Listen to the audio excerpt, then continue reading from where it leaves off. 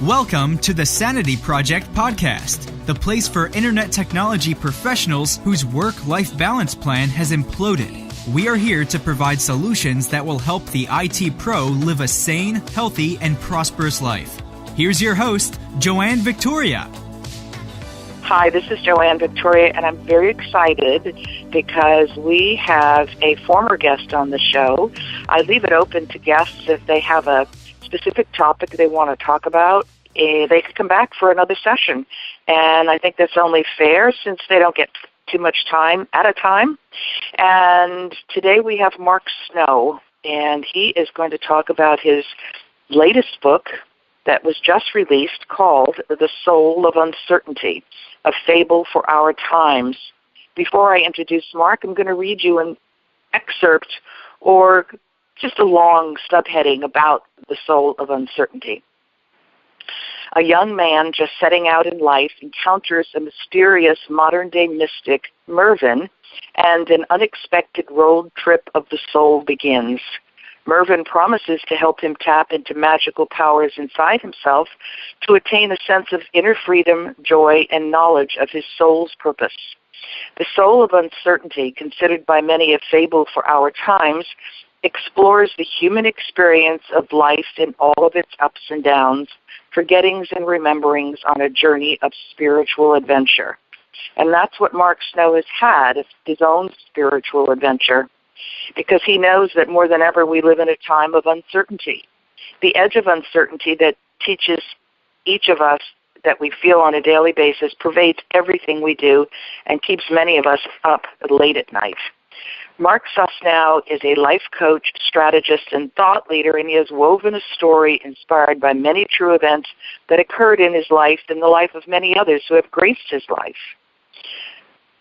Mark was a trial attorney, he is a musician, he is a life coach, and Mark also discovered that meditation and yoga helped him to get through stressful moments and gave him a competitive edge. Mark is now sharing his inspirational message with many others. In 2010, to much acclaim, his first book, Dancing on the River, Navigating Life's Changes, was published. Mark shares his message of personal and social change. Some of the elements of his story have been integrated into The Soul of Uncertainty, but it is neither autobiographical nor memoir. Instead, it is a powerful fable that has been inspired by many true events that have occurred in his life. Many of these events have been transformed into teachable moments and meaningful lessons, and we welcome again the great Mark Susnow. Hi, Mark. How you doing? Hi, Joanne. Thanks for having me on your show. You're the first person that has read that what I just wrote a few weeks ago. I sent it out to several people, so it sounded great having you read it. I went, oh, good. Wow, I'm glad. Pretty good. That's pretty good. Thank you. Okay. Thank you for doing that. I enjoyed reading it, and I wanted our audience to know that, it is a combination of which everything we do is a combination of our lives with people we know. And everybody's on a journey of spiritual adventure, even if they don't know it. That's true. So I'm sure you will talk about some of that. And Mervyn. And does the young man have a name? Buddy. Buddy? Buddy. Okay. Buddy. Actually, he had another name growing up. And it was Roderick Bartholomew McPherson III. And Buddy didn't like that name, which, I don't blame him, right? And he, at one point it just happened, somebody said, "What's your name?" And he just said, Buddy. And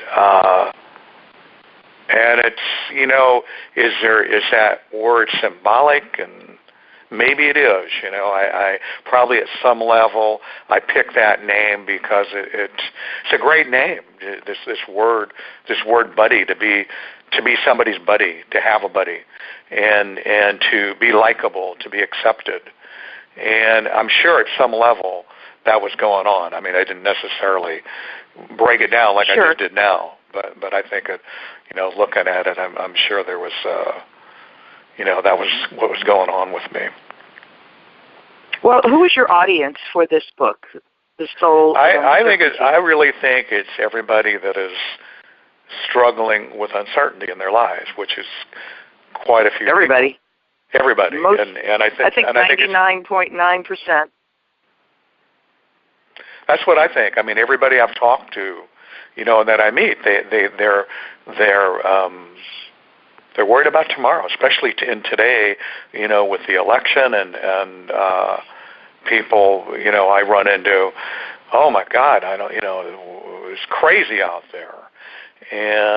But I have a slightly different perspective because I remember what it was like in the, the 60s and 70s. And I recently watched that, the CNN program on, it was a historical presentation of the 60s. It was a 10-episode series, and they did one on the 70s. And, we had the Cuban Missile Crisis. So I always had that perspective that, if you keep worrying about everything, you're going to worry all the time. Mm-hmm. And there's always going to be something, if you're a worrier, you're concerned about. There's always going to be something you can find to worry about. And things have a way of working out. And so this book I wrote was a exploration in terms of and I didn't want to just write another self-help book.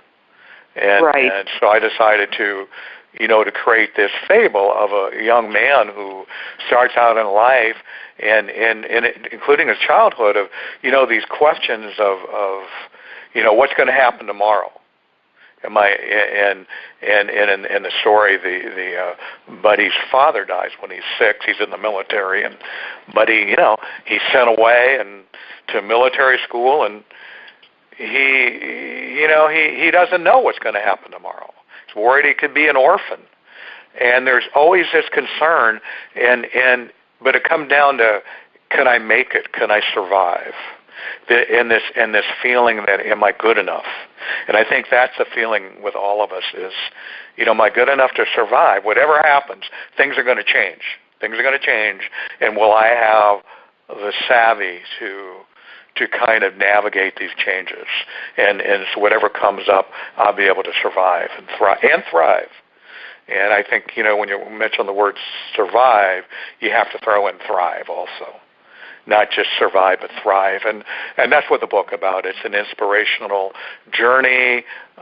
People are inspired by reading the book. And during the course of the book, Buddy meets this mysterious mystic, Mervyn, who kind of comes in and out of his life and kind of talks to him about life lessons that Buddy actually experiences. And what it is, I think people have the need for certainty. They have the need for example, with religion. People, used to have religion as a way to find certainty, and then they started questioning, what the particular faith that, let's say, their parents had. They start to question, that particular religion, that particular dogma, and they start to question it. They start, and in the workplace, it used to be if you worked hard, you were rewarded. Now today, as we know, it's not like that anymore. Companies go out of business, they merge, and companies merge, and all of a sudden, a lot of people are out of a job. And the job security is there's a lot of insecurity regarding your employment, your finances, health. And people there's just a lot of uncertainty, but I don't think it's really any different today. I agree with you. I don't think it's any different. Life has always been uncertain, but certain groups of people chose to depend upon somebody else taking care of them, i.e. the employer keeping them on for 25, 30 years and giving them the proverbial gold watch. That was really false. I think that was false living myself, for people to rely on that. And what we have now is what truly is. It's an uncertain world from moment to moment, from day to day. And learning to live in this world as it is hopefully some of the answers to that will be in your book by people reading and feeling how Buddy went through this, his own trip, literally. his own journey, his own path. I definitely agree with that, and that, I think that if somebody reads it, that they'll find that the investment in time, not only is it fun and enjoyable and inspiring, they'll be glad they did. They'll be very rewarded for making this investment, for taking the time to really explore. And what's interesting is that a lot of people say, well, I understand there's uncertainty, but what do you suggest? How can I find that peace so that I can sleep at night in the midst of this uncertainty? And what's interesting is that I have some thoughts like that I like to share with you. Of course. And can I go ahead and do that? Absolutely. Yeah, and I think what we have to do. I mean, the question is how do we? It's really about finding the soul of uncertainty inside you, finding your soul of uncertainty. And I think if we look at the word soul and start to really look at each letter in that word, the secret is there. The answer is there. And if you take, for example, the word, let's start out with the S in the word soul. What comes to you? And I like to do this. I was on one show I did with somebody, and we kind of did that on the air. And so I'd say to you, Joanne, and to the audience, when the letter S comes up, what word comes to you? Well, a couple of words, actually. One is sanity, and the other is safety. What was the second one? Sanity and? Safety. Safety, okay. So in my model and my encouragement, what comes up, this is again about how do you find the soul of uncertainty inside of you? How do you find your soul of uncertainty? And you look to the S, and it's really about stillness and silence. So that's what I encourage people to do. You go inward every day. Take some time, whether it's 10 minutes, 5 minutes. Do it every day. So it becomes a way of life. You have an experience of when you have that silence, you're not thinking of anything else. And when I've asked a few other friends what comes to them with the letter S, is they also say spirit. And I think that when you go inside yourself, you do connect with spirit. And so that's what I would say. And there are other words, too. There's stillness, silence, spirit. But it's that idea is so I would say to people, more than ever, take time in the morning because how you start your day determines your experience of that day. It sets the tone. So if you start your day with anxiety and in a hurry, you're going to feel that all day long. And that's why it's so important to start your day with that stillness and that silence. If you experience that stillness to where you're just sitting and not thinking about anything else for 5 or 10 or 20 minutes, it's amazing what happens. And I've actually done this practice for many, many years. And no matter what's going on in your life, I was a trial lawyer. And until the year 2000, and this is my practice. This is how I was able to go to the courtroom and be able to be totally aware, to not panic, to be able to respond to whatever came up, and talk about uncertainty. There was always uncertain stuff in the courtroom. You never, somebody says something that you didn't expect. Somebody lies. And so it's that idea. So I would say to find that silence inside yourself. So again, we look to the word soul for guidance. And I think if people really get into what's in that word, then they'll have a great practice, a great philosophy, a great way to really silence that fear of uncertaity. And well, there you just said another. Better. You just noted another good S word, which is silence. Well, that's what I said. I said initially. Silence. I thought you said stillness. What I heard was stillness. Well, I said silence and stillness. Both. Oh, okay. Yeah. And there can be, it can be spirit, like I say, there can be. But I guess what I had was stillness and silence, and there can be, it's not like the exact word, but it's in that realm. So what about the O? what comes to you for the O? And again, these are just things I think about, and it's interesting to kind of put this out there because some other people have thoughts and ideas that kind of make this model even more expansive. But I did have something in mind for the O, and I'm just curious what comes to you when you think of the letter O. Well, I don't come from the place that other people come from, so my response is like the responses for the S were sanity. So and the stillness gives, sanity. I think that's what I do in the morning is be quiet because that has to set my day as well. The O,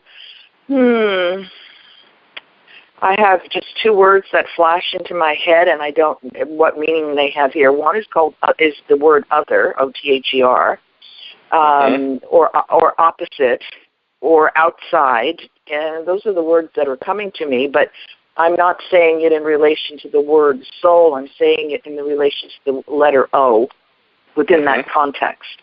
But other, I don't know, what I mean by that, but I just know it's other or outside. And what else did I say? There was a third word. I didn't write it down. But other, opposite. Outside, you said opposite, outside, opposite. Yes, opposite. Yeah. So in the model that I have, what I think is about being openness. So I think of openness and vulnerability. To be open to what is. To be open to the moment. That's hard for people to do. Well, I know. And that's that's why they're struggling with uncertainty, because you have to develop a practice, a methodology that helps you deal with that. But it is to be open, and for example, to take time in the morning, for silence or stillness, you have to be open to that possibility that, hey, you know what, maybe this could just change my life. Because if we have more peace of mind, it's priceless if we have more peace of mind. Because basically, whatever happens, we're at peace with it, even dying. Even death and dying, we have that sense of inner peace, and we don't, so we find we want to stay open and be vulnerable. And that's really expansive. It expands us when we do that. We become more, and when we're open to, instead of having this fear that things might change, right, we're open to the possibility, you know what, they might change, but maybe in a good way. And that's what I see in terms of the open, the letter O. You ready for the U? I'm going to stick with the O for a while on my own time, because I think that openness is very difficult for people, because people may say they are being open, but it's not necessary. I don't think people know what openness really is. How's that, my bottom line? Okay, the U. Well, we can, all I'm saying is it's not easy. Oh, no, it's not. We're not saying this is easy. Well, I think that's the important thing to say. This is not easy. Yes. Uncertainty is not easy, but it's with us every moment of every day. Exactly. And you're providing tools for people to live with uncertainty. You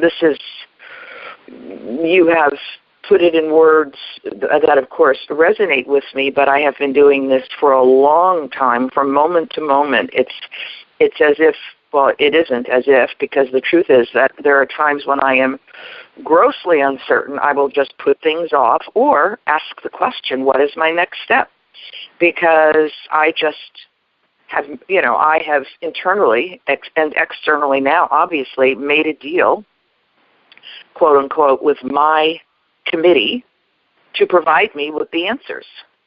And that leaves me more certain. And if the response I receive is do nothing, trust me, I do nothing. And if it says, whatever they say, whatever my committee says, and whoever's listening, they can label me insane. That's why I think the S for sanity. That's why the S for sanity worked for you. You got it. Has value. This is what works for me when I need some support. And I can get the best support from my committee and whoever's on my committee. And I just say, what is my next step? I give up my power to that. And I trust that. So that makes me feel extremely safe and more certain. Good. But still, uncertain is to the next step. Okay, we have uncertain, which I just said. I wrote down the word. I wrote down the word utopia. Don't know where that came from. I don't remember the last time I've said that word, if I have ever said that word. But this is, by the way, this is kind of interesting for me to do this process because it's I learn from doing this, and it's such a broad subject, but I do think this model can be very effective. And I like Utopia, by the way. I think that's a great. What I have in mind is with the U is being unattached, because as we get into in a lot of the spiritual teachings, we realize that a lot of suffering that we have is because we have expectations of a certain result. And the idea is that as we become unattached to not to a particular outcome, and again we learn to accept what is. It doesn't mean that we don't have goals. It doesn't mean that we don't have a vision of the life we want to create for ourselves and in the world. It doesn't mean that we give up trying to make a better world. But what it is that we do this, but we're not attached to the result. But we go forward anyway, and we put it out. And if it doesn't work out the way we wanted, we go on to the next thing, and we keep trying.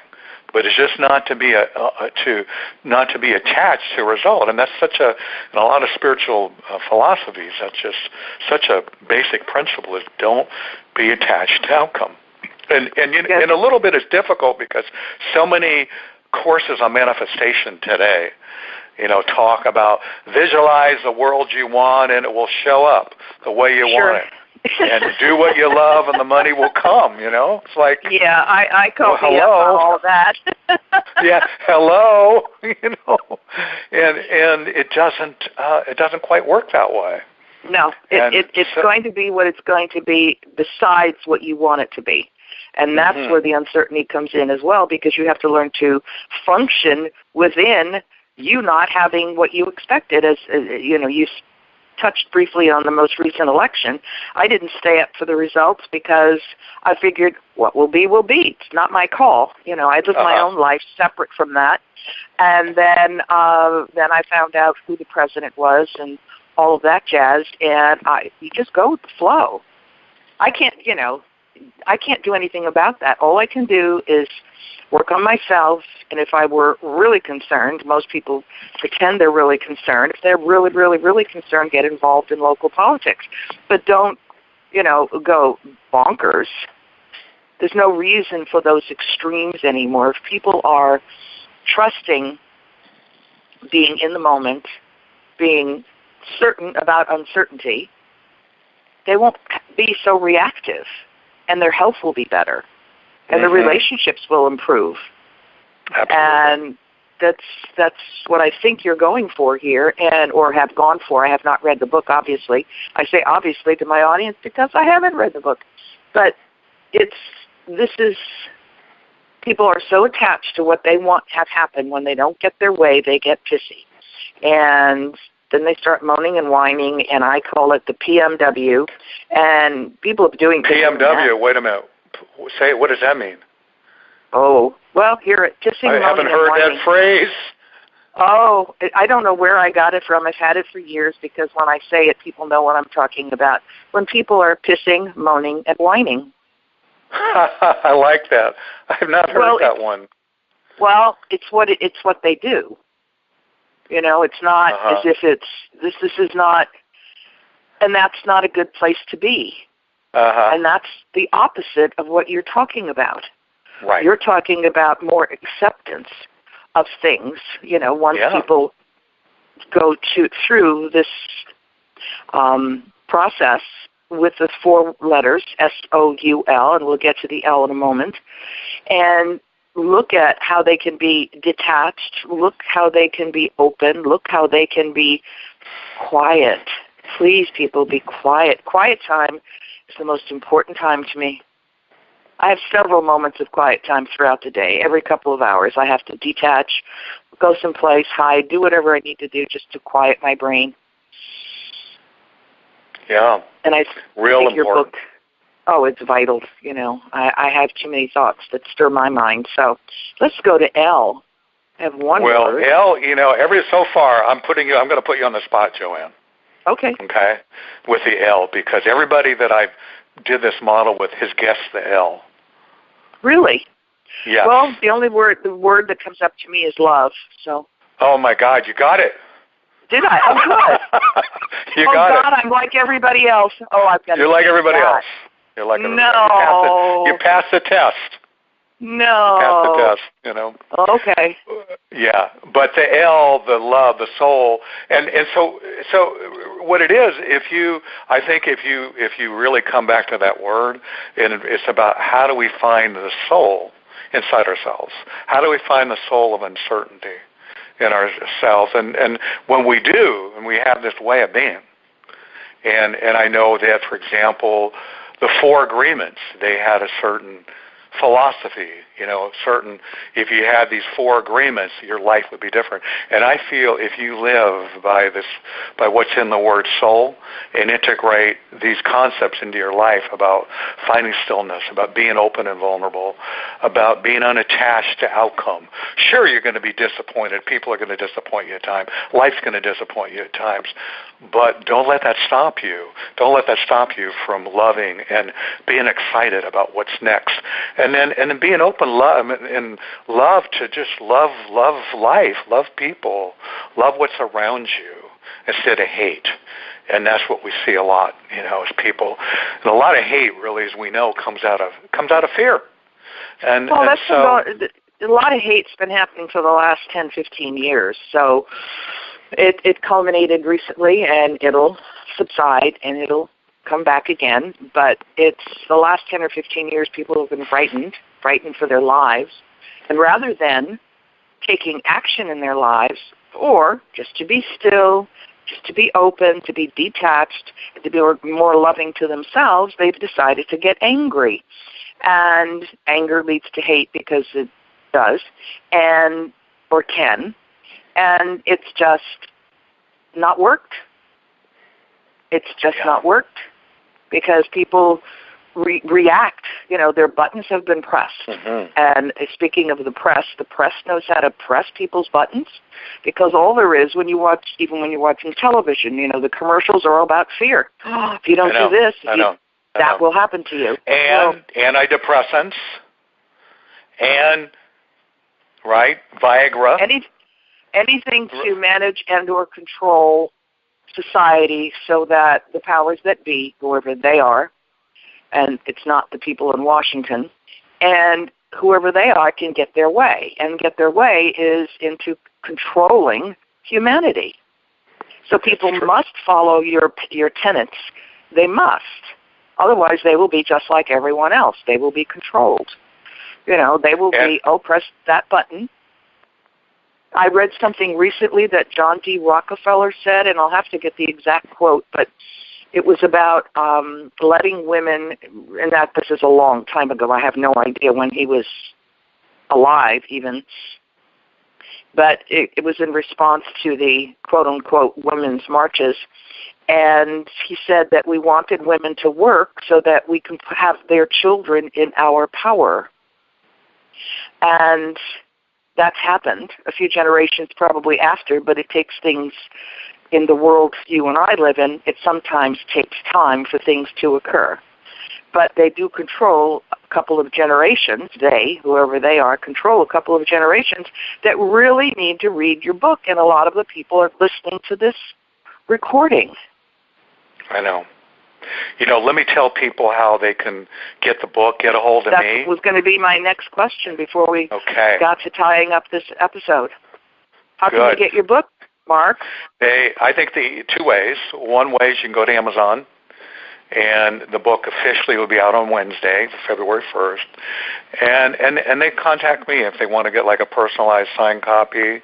And I'm also available as a speaker. I give a lot of, keynote addresses. I design workshops for groups to talk about a lot of these issues around life and leadership and change and uncertainty, and developing an internal system, an internal.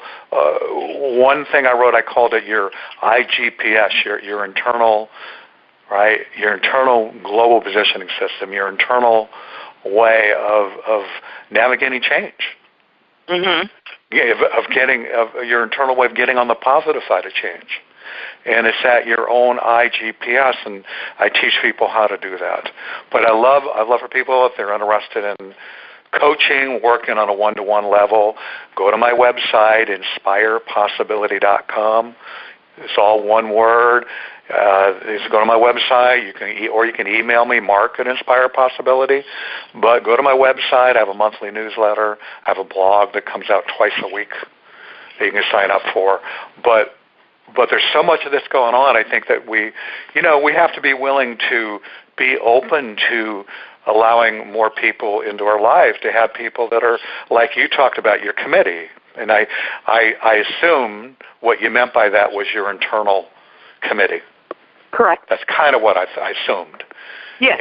And so for all of us to have your own internal committee, but also reach out to other people, because there are lots of people that are on this path that are what I consider cutting edge thought leaders, people that are talk about this a lot. Because if you think about stuff a lot, you usually get some insight that you don't have if you don't think about this, and you find out, what, if I really am open to other people and other leaders, that maybe there is a way that I have a path that helps me deal with this uncertainty. Because what we relied on before, marriage, right? Marriage was an institution.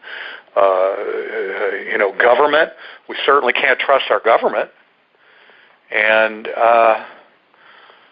so all these things that we believed in, government, marriage, the economy, we can't really rely on that. We have to really develop this internal path. Yes. And that's really I'm pretty much said all I wanted to say. Do you have any questions or anything? No, I don't, because you've said quite a bit, and I think that if our listeners listen to this again, they will, every time they listen to this, they will gain more insight. And if they get a copy of your book, will it be at the library, do you think? Have you set that up? Probably, yes. Okay, because good. I had a review from Kirkus, and libraries will usually pick up books that have been reviewed by Kirkus.